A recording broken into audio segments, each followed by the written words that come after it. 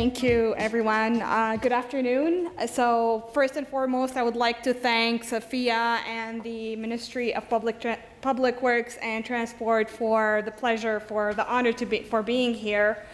For today's presentation, I'd like to talk to you guys about road safety devices. I kind of give you a quick snapshot of what ATSA is and also provide some suggestions on how, provide some suggestions on how the Route 32 could be improved from a pedestrian standpoint with taking pedestrians into perspective. And then I would like to end, and the previous presentation was a great segue to the last thing that I wanted to present on, which is the safe systems approach. So in a nutshell, ATSA stands for American Traffic Safety Services Association, and we represent manufacturers and suppliers of traffic control devices. So what are traffic control devices? It is really everything that you have on the road, whether it is signs, markings, signals. And the role of traffic control devices is really to inform, warn, direct, and most importantly, guide road users when they're traveling on the road from point A to point B. One major focus of traffic control devices to ensure that they're effective is that they are consistent and uniform.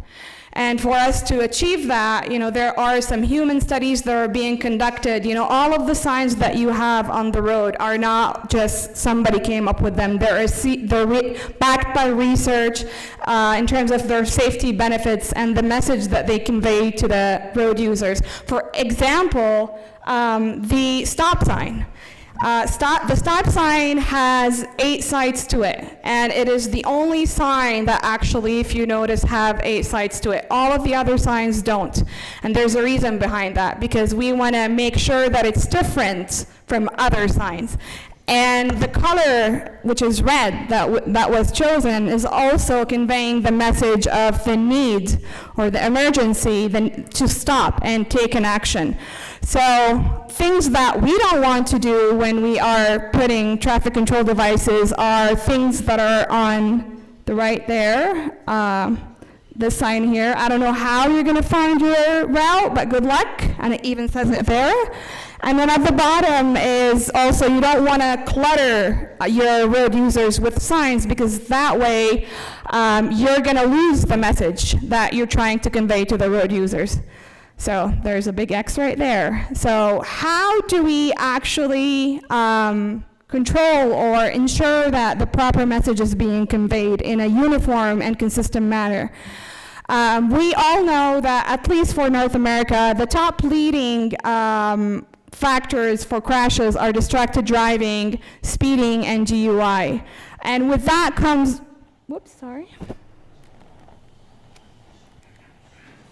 and with that comes, problems. There are problems that we did not anticipate. We were trying to, we all love our cell phones, for example, for the distracted driving. That was not something, when smartphone came up, that was not something that we were anticipating, but yet it's a big problem that transportation agencies are dealing with.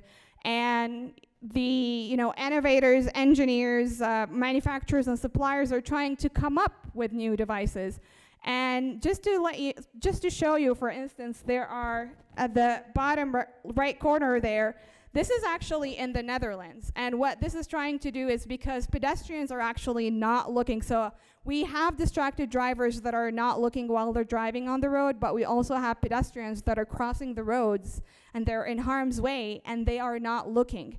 So the Netherlands actually have this really innovative kind of like concept where they have embedded in pavement LEDs. And what these are, they are actually LEDs that are in your pavement or on your sidewalk, and they are synced with your pedestrian light. So when the pedestrian is trying to cross, hopefully it's going to attract the pedestrian attention and be like, oh, I'm seeing red, I should not be crossing, and then I'm seeing green, I should be crossing.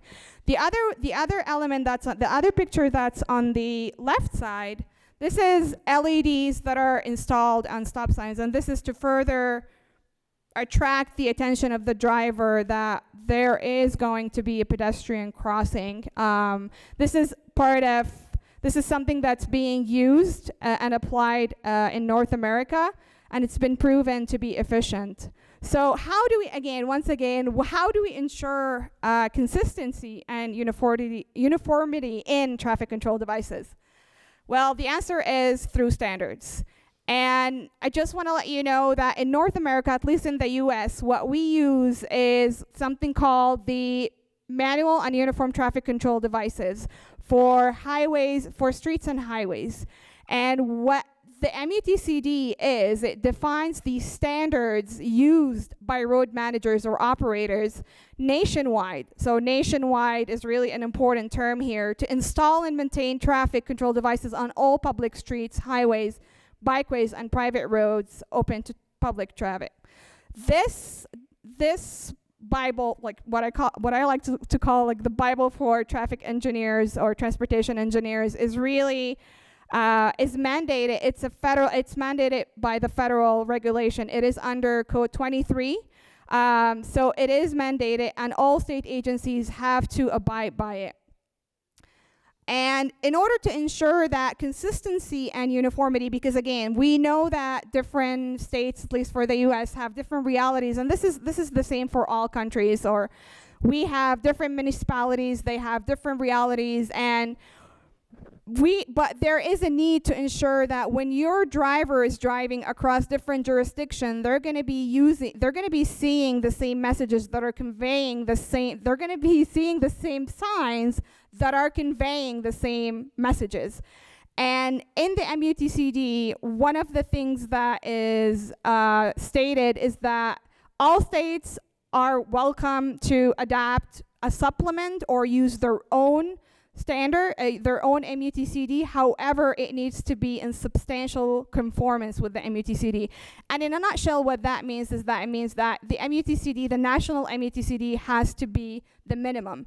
You can't go above it, but you can't go below it.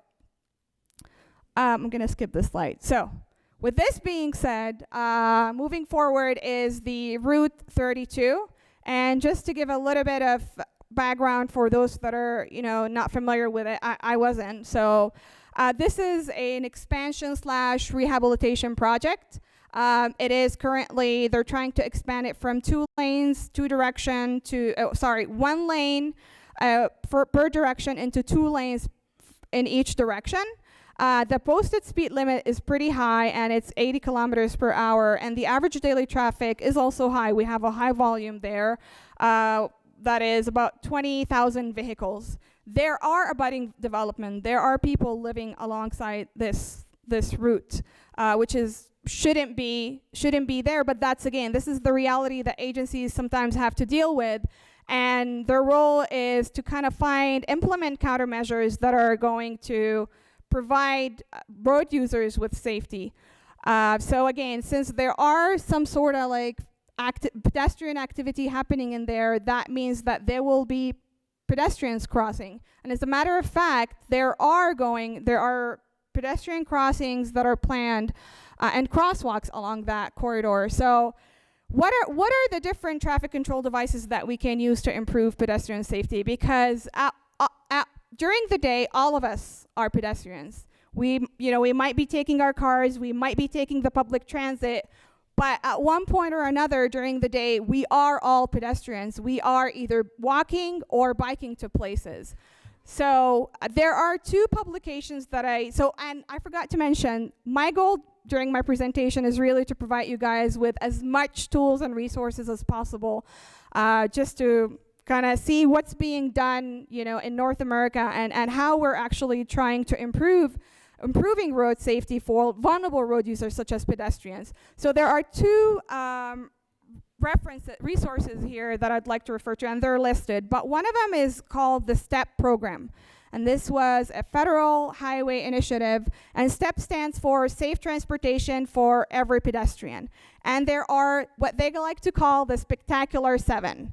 And there are several countermeasures that you can apply and that have been proven to improve the safety for pedestrians. Now, with this being said, there are 2 things that we need to take into consideration. The first one is, what is the safety issue that we are dealing with, right? So is it a speeding issue? Is it more of a geometrical deficiency? This is one part of the question. The second part is, what type of roadway configuration am I working with? You know, is this kind of in an urban environment? Are we, you know, is it rural?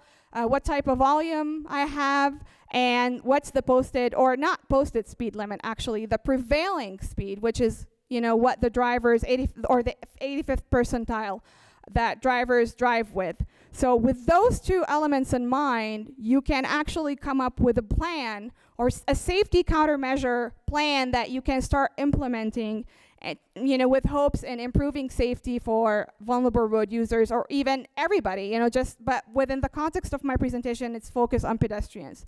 The first countermeasure is what we call the crosswalk visibility enhancements. And what this is, it's really a group of countermeasures. It's not just one. But the purpose, the goal of this countermeasure is to help reinforce the driver requirement to yield the right-of-way to pedestrians at crossing locations. So I'm a very visual person, so I thought I would share this picture with you guys. But basically this is kind of showing the different countermeasures that you could apply under the crosswalk visibility enhancements. The first one, which is more applicable to urban settings, is the in-street pedestrian crossing sign. And then there's also the high visibility crosswalk markings. There's also the warning signs, so you would let the driver know what that they are to expect pedestrians crossing the road. And also there are curb extension and overhead lightings. So I love this image because it kind of shows you the different perspective, which is the perspective of the pedestrian versus the perspective of the driver. So this is what the pedestrian is actually seeing. They're seeing a crosswalk. So that's kind of sending the message that I'm safe to just cross the street, which is giving them kind of, in a way, when you look at the other picture, a false sense of security, which is something that we don't want to do. This is what the driver sees. So the driver is not seeing any crosswalks, and he is not, or she is not, expecting to see any pedestrian crossing. And as we all know, there is a perception reaction time, and if they're not going to see the pedestrian ahead of time, there's a high risk of collision. I also mentioned previously that one of the countermeasures is the lighting over crosswalk. So there is a design, you know, those lightings needs to be designed in an appropriate way. And so for the crosswalk, the mid-block crosswalk, there's actually a guidance that FHWA developed that kind of goes into how you could go about designing the light for mid-block crosswalk. And that is very important because, again, you don't want to be providing lighting that would actually hinder the visibility of the pedestrian while they're crossing. The other the design element here, or safety countermeasure, is the pedestrian refuge island. And this is particularly effective for, you know, when you have wide, again, this is kind of similar to what we have. This would be something that could be implemented on Route 32 to narrow down the width of your roadway and to kind of provide that extra refuge for pedestrians. So this way they're not exposed to live traffic for a long time. And this has been proven to reduce crashes by 32%. Right here, what this is saying is kind of like summarizing what I just said, is that you can't just expect to be applying or installing one countermeasure and expect it to be, just good enough. You have to really make sure that you understand your environment correctly and, make sure that you are deploying the right countermeasures, the right set of countermeasures. And this picture right here, it's kind of showing you a mix of countermeasures. You've got the crosswalk, you've got the refuge island, and you've got the RFBs, which I'll be going over. And then to the left side, we have those people that are trying, the pedestrians that are trying to cross the road and waiting in the middle of the road. And that's definitely something that we don't want to be doing. And that's something that I kind of, within my short stay in Costa Rica, noticed that's being done, again, because pedestrians don't have those facilities to actually protect themselves or walk on them. This is one of, I feel, is, in my opinion, is one of the most appropriate safety countermeasure that could be installed on Route 32. And what this is called the pedestrian hybrid beacon. And it has been proven to reduce crashes by 55% for pedestrian crashes. And it is effective in high-speed, multi-lane type of roadways. And so what does that mean? What is a pedestrian hybrid beacon? Again, so this is showing you how the device looks like. We have on the left side, we have what the driver sees. And on the right side, we have what the pedestrian sees. And one thing that I did notice is that you guys don't have the walk and don't walk signals, indications for pedestrians. You have the red and green. So this is kind of similar. Imagine the hand for being the red signal, and then the walk, the little pedestrian walking there is the green light for the pedestrian. So on the left side, what you can see is that when the lights are dim, this is what the driver sees. This is telling the driver, you have the right of way, you go ahead, just continue driving. The pedestrian, on the other hand, does not have the right of way. He needs to stop and wait until he has the right of way. So it's kind of similar to, the regular traffic signal indications where you have red, yellow, and green. So when the yellow starts appearing to the driver, that means that, hey, be cautious. You need to come to a stop very, very soon. And when the driver sees the red, obviously that means you have to stop. And then it starts flashing. And the flashing means is that now pedestrians can cross, and this is where you see that you have your little pedestrian icon there shown to the pedestrian. So that's when the pedestrian has the right of way and they get to walk.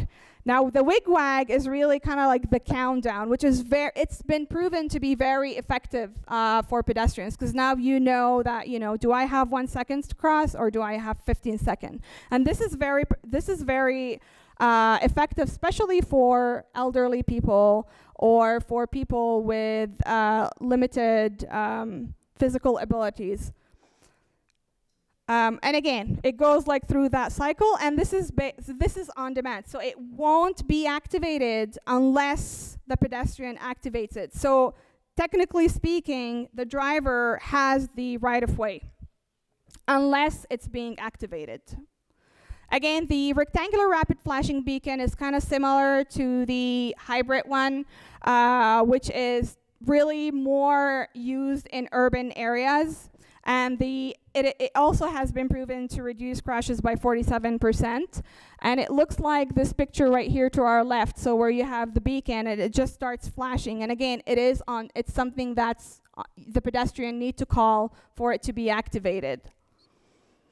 So I have a few extra slides, but I'm not going to go over them for sake of time. Again, there are many, many, many safety countermeasures. There is one website that I highly encourage you to kind of go to, which is the Crash Modification Clearing House, which has all of these statistics that you just show. It kind of like if you're interested in learning about the safety effectiveness or reduction in collisions of a specific safety countermeasure, you just go type it in there, and it will show you all of the research that was developed and tell you how much collision, what's the effectiveness of that safety countermeasure. So again, going back to what I was saying is that there are many, many ways to addressing safety. There are the devices, but there are also like changing the geometrical features. So road diets is one of them. These are just examples of road diets. And then there are also speed management techniques. And again, these are all things that need to come in together to kind of develop like a good safety plan when you are trying to improve safety of road users. These are, again, other resources. You've got even one of the resources there has case studies, so pilot projects, seeing how actually other agencies, did it. by focusing on specific countermeasures. But the most important message here is, regardless what you put on the road, you have to make sure that the road users understand what it is. If I'm going to put that hybrid beacon for pedestrians and the road users don't know what it is, it's not going to be effective. So it is important that, you know, the traveling public have to be educated through safety campaigns, even through, social media. They have to be educated on what that means to make sure that they are effective. So, next I'd like to talk about safe systems briefly. I know the previous presenter did a great job about it. I'm not going to get into as much details as he did, but I'd like to kind of just show you a quick video of what it is, which kind of summarizes what he mentioned.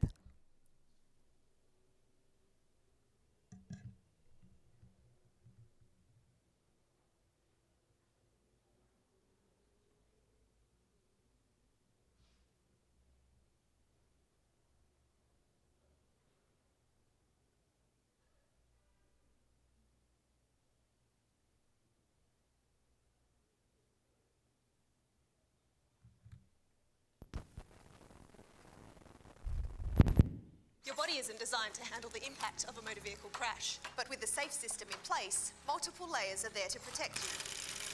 That includes the vehicle you're in, how safe you drive, the roads and safety conditions provided, and the speed you travel. So if something goes wrong while you're behind the wheel, the layers of the system are there to lessen the severity of a crash. Authorised by the State Government, Perth.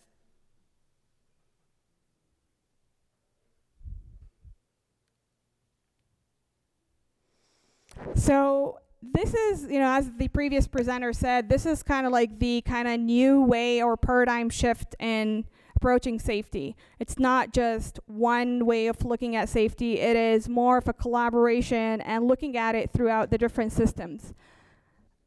Can we have the slide? Okay, they're working on it. So it is this paradigm shift in safety, in approaching safety, and instead of being reactive, we are actually proactive. And how can that be done? Just real quickly, the safe system is based on 3 principles: vulnerability, redundancy, and fail-safe systems. So what does that mean? For vulnerability, when you are designing for the road, make sure that you consider all road users, including vulnerable road users, because as you increase the speed, and that's where, speed is an important element of the safe systems, is that when you increase the speed, you are actually increasing the risk of fatality for a pedestrian. So that's the whole, the principle, addressing the principle of designing around vulnerability. The second one is fail-safe systems, and what that is make sure that you have the appropriate assets or road, for instance, like guide rails in places that you need them, or wear the seat belt. These are all like important elements, so that if ever you are into a collision, you will be, you have that intrinsic or internal fail-safe system. That's also part of your safety approach. And the last one is, so I mentioned vulnerability, fail-safe system. Who's listening? So what was the last one?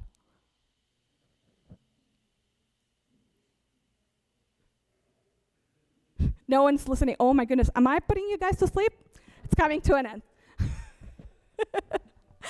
But yeah, so that would bring an end to bring my presentation to an end. So I would like to end my presentation with a quote from Winston Churchill, which is, "To improve is to change.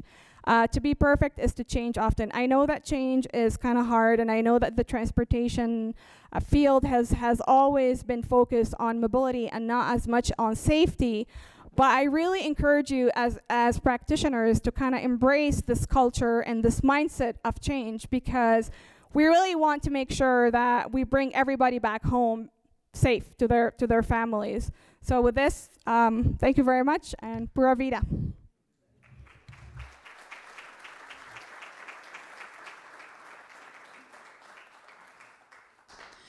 Bien, ya creo que nuestros expositores tienen el pura vida.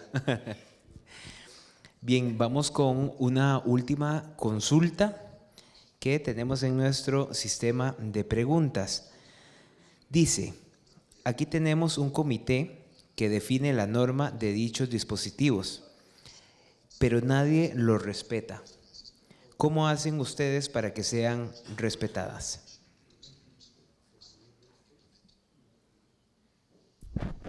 This is a really, really good question. So the way that it is being done in North America, as I mentioned, it has to be some sort of like federal or governmental, whether it's from the ministry, mandate. And once it is being mandated, again, uniformity and consistency will only be applied if it is, unfortunately, this is the reality of things when it's being mandated. So it needs to come from, the higher ups down and have that conversation and ensure that, everything is kind of like on board with it. But this is what's been done in Canada and the US for sure.